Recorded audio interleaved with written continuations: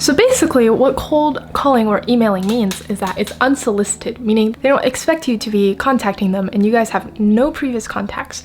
So when you're trying to cold call or cold email for an opportunity, how do you actually do that? How do you get someone who you don't even know to give you something that you want? Welcome back to the channel. My name is Iris. I'm an incoming freshman at Stanford University, and today we're gonna be talking about cold calling and cold emailing for opportunities.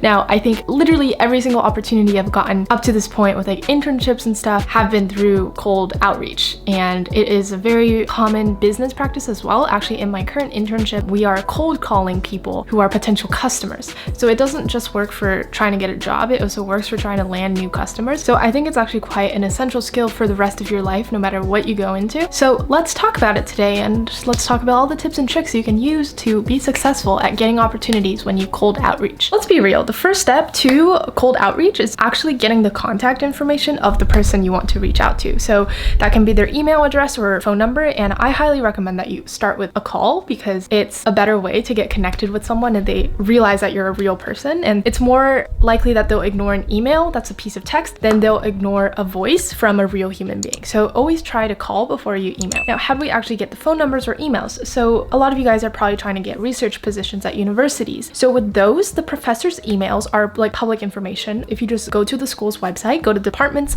select the department that you want a position at, and then look at all the faculty. Usually the email number, the email address or phone number of that faculty will be listed along with their profile, the bio, and resume and everything like that. So that is a very easy way for you to get their email. Sometimes the email will be on someone's resume. So in this case, the professor will have a resume and it's probably going to be on there. Sometimes on LinkedIn, people will attach their resume and the email will be on the resume. Otherwise, if it's not publicly available at first sight, there's still some stuff you can do. So there's sourcing tools such as Lucia, Rocket Reach, and some other ones I bet you can Google and find as well. They're just called sourcing tools. And what they do is they can basically scrape the internet for people's contact information. So I actually use this for my job. So we use Lucia, but I believe Rocket Reach is probably better for you guys just because it's free, and I think you can do like 10 free searches per month or something. And what I do, I don't know if this is like okay to say, but I just create like new accounts. So I just get 10 new free searches. Like, I don't know. If Rocket Reach, please don't get mad at me. I'm just a broke college student, but I'm putting it out there. That's what you could technically do. I don't feel good about doing it, so don't resort to that unless you have to. But yeah, basically what you can do is you just put in someone's name and you can search it, and then they'll match the profile of the person, and then you can click source or like reveal email and phone number or something, and it'll tell you their email or phone number. And sometimes these email addresses or phone numbers might not be correct. It'll usually show like one or two, and then you can try all of them. So that's what I recommend. So yeah, actually, I guess just for all of you guys out there who on my decision reaction video is like, oh no, Iris, you revealed your phone number and email. It's like, actually, that's like already public information. Like, you can find it if you want to. So yeah, there's my 2 cents. And then if worse comes to worse, say you're not reaching out to a professor whose emails are publicly listed and you can't find them through one of the sourcing tools, then it is absolutely okay to reach out to them over their social media accounts, whether that be LinkedIn, Instagram, Facebook. But basically you can just find whatever social media account or any online presence they have. It might even be a website with a contact form, and you can just reach out to that point of contact. Let's say you're trying to get an internship at a startup, so you could reach out to the startups like LinkedIn account page, or you can reach out to the startup founders LinkedIn page. Just keep in mind that this method is probably going to have a lower response rate just because people don't really check their social media, especially their DMs or direct messages, as much as they would their personal cell phone number or personal email. All right, so now let's say you've done the awesome work to find your point of contact. Now, what do you even say in your cold email or a cold call? First, let's go over the cold call, because the first thing you should do is cold call. Just, you know, as we said before, it's a better human connection. So usually what I do for my cold calls is I kind of have like a script,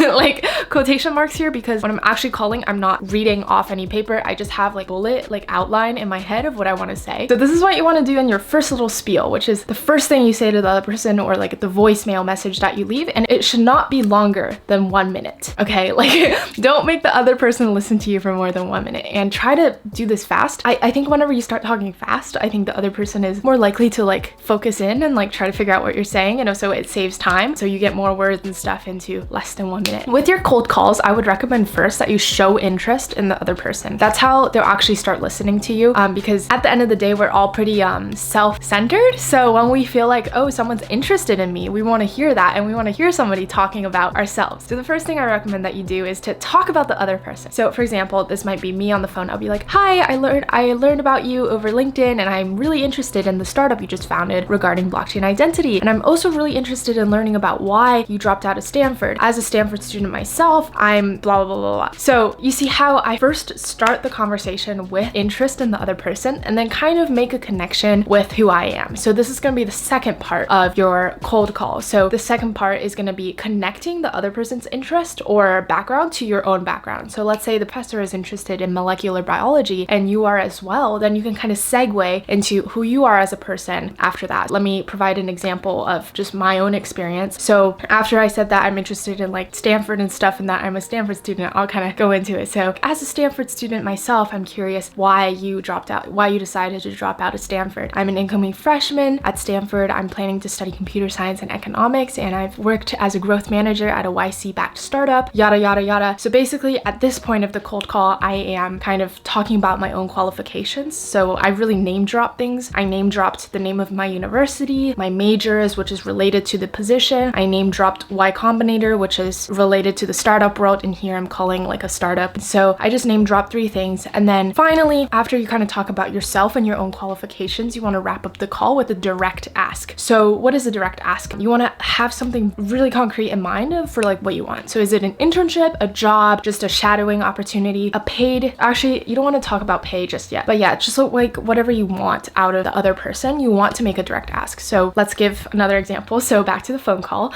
So I'll be like, I'm really interested about your company. I would love to learn more and see if you guys have an opportunity for me to intern this summer. So just like that. So my direct ask was 1, learning more, which again shows interest in the other person. And then secondly, to intern. So they kind of go hand in hand, like interning is learning more, but like learning and interning. And also the learning part, I think just helps get you another conversation with the person or extend the conversation. So that's kind of the 3 steps to cold calling. So in your first little spiel, what you want to say is number 1, show interest in the other person, and then tie that into number 2, which is your own qualifications. And then finally, number 3, making a direct ask. And so that is what you want to do in your little first spiel. So yeah, that is it for the cold calling. Hopefully with this little template, you can find some success with cold calls. Now let's jump into cold emails. So with cold emails, the same principles apply, which is showing interest in the other person, saying your own qualifications, and making a direct ask, all while trying to be brief. So I recommend that your cold email is very skimmable and preferably less than 3 paragraphs with about 2 to 3 sentences each. So that is probably the longest you want to go for. Don't go over 10 sentences. You want it to be short. Nobody wants to read an essay for no reason. Like usually when I get an email and I see that it's like just really, really long, like I just give up reading and I'm like, pass, right? So if you just make it really brief, the chance of them finishing their email is higher. And then after they finish their email, they actually have a chance to respond. So you want to make it as brief as possible. Now, very much similar to what we talked about in the cold call, you want to first start with 2 to 3 sentences about your interest in the other person. So what you find interesting about them and what is cool. And then you want to move on to the second paragraph, which is going to be another 2 to 3 sentences about your own qualifications and how they relate to the first paragraph. So maybe on the transition, you can be like, I am also interested in blah, blah, blah, blah, blah. So the also is kind of a nice vocab. I know it's something we learned in elementary school, but in this situation, it's going to be very helpful for you. So just kind of mirror the other person's interests and back that up with your own qualifications. If you say you're interested in molecular biology, then maybe back it up with like, I took a molecular biology class this year, yada, yada, or I'm taking AP biology to further this interest next year. So something that just backs up your interest that you say you have. And then finally, in the last paragraph, make this 1 to 2 sentences long, just about how you want to learn more about them and or you want to get an internship or another position with their organization or research or whatever it is you're looking for. So very similar to what the cold call template is like, but this is just for cold emailing. And this is just kind of my way of going about it. I think everybody kind of has a different approach, but this is just what I found worked for me really well. You have to try it for yourself, but I think the basic principles are pretty similar with showing interest in the other person, stating your qualifications, and making a direct ask. So I will actually read some cold emails that were successful. Let's do it. All right, so this is absolutely... So this guy literally got a response from Evan Spiegel, the CEO of Twitter, I believe. No, Snapchat. Am I dumb right now? Let's look it up. Why am I like this, guys?